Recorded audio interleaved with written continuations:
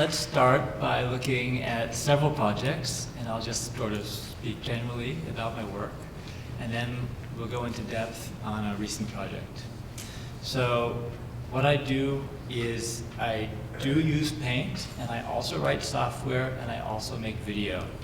And it's important to me that I do all of these things. I collaborate with people, but I don't just want to ask somebody to write software for me or make a painting for me. Because when you're working on a project, that's where all the ideas come from. It's when something's in process, that's the exciting part. When you go up to a blank canvas and you look at it and you think, what can be possible? And then halfway through a painting, you can really, really change it. And you're thinking of the next project and the thing after that and the thing after that. For me, art is an exploration.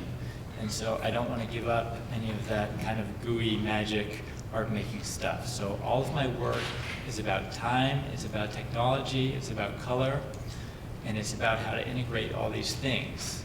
So I started as a painter, then I learned how to do some software stuff in the early 2000s and made some software art, but I wasn't happy, and I had done video art before also, so I've been putting them together.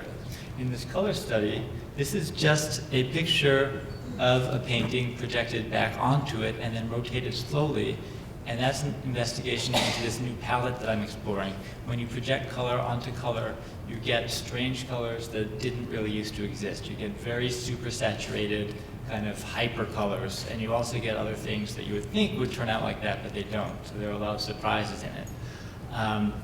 When I talk about being interested in time, we're at this really unique point where the acceleration of technological evolution is taking off, and we can look back at thousands and thousands of years of art history, and we can look forward to we're becoming post-human, transhuman, who knows.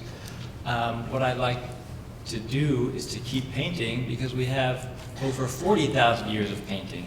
We've been painting since before we were even human. So when I use paint, I'm experiencing what it means to be human, what it feels to be making art, and this is something that ties me back to all the artists that I pay homage to in my work. This piece right now, if you're in London, is up at the Courtauld Institute. It's, and this is what I want to talk about, is this painted garden. This was done at Wave Hill, began by installing solar-powered time-lapse camera in the wild garden there. So I got a few months of footage of flowers growing and wilting and weather changing. There's a few seconds of that footage. I made a single image with different points in time over a few months, and I broke that up into 6 parts. So each of those parts became part of the painting. And I thought, I want to paint with video. I don't just want to paint with paint. So I made all these masks. I ended up making 12 masks. So it's just simple black and white forms. And then I began the process of the oil paintings. And I videoed making the paintings so that you can now see either the source footage, where the garden is always changing, everything's always changing all the time. You can see the painting being made, because I want to open up to the viewer all this exciting process of that's where the choices happen. And then I thought, none of it's wild enough, so I began finger painting. And then for the entire rest of the project, I did finger paintings. And I even went over the first 2 canvases I completed with a brush, and I repainted over those with my hands. And these are the kind of notes that I make when I'm working on a project. And when I'm doing the editing of the video, then I'm thinking about how I'm going to combine everything. This is an example of the mask. This is software that I create. Use a lot of random variables to show you different things at different times. So here then, this is the result that gets projected onto the piece.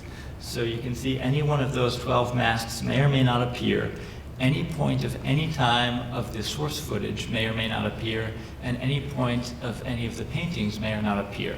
So the computer's making all these decisions into this composition that you then look at, and what do you get out of it? You get a view of a garden, but you're looking at different time of day, different month, different flowers are blooming. Every time you go to a garden, it's different. The sun's in a different place, the clouds are different. This is my niece reacting to the painting. And that's exciting for me because I do want to inspire people to make art. So there's just a view of the result where that video and software is projected onto the canvas.